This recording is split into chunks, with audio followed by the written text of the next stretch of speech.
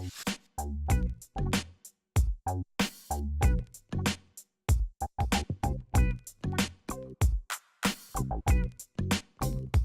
s'appelle Bijoux de famille. Et Bijoux de famille, là, de ce temps-ci, je vois que ça en parle beaucoup.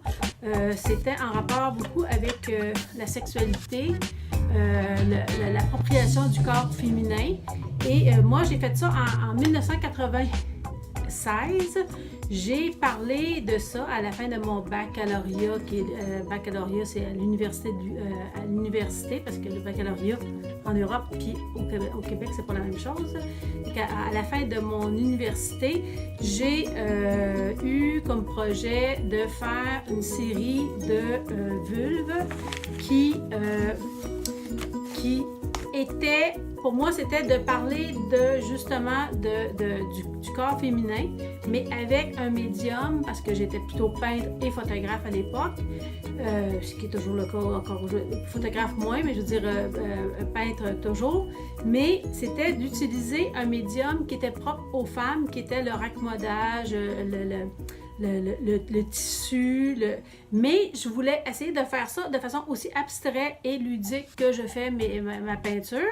Et pour vous en montrer justement une ici, ça c'en est une. Elle, c'était, vous voyez, c'était fait vraiment tout à la main, cousu à la main. J'en ai une autre ici. Et j'avais, j'ai ici, je les avais nommées comme ça, c'était la Margerette,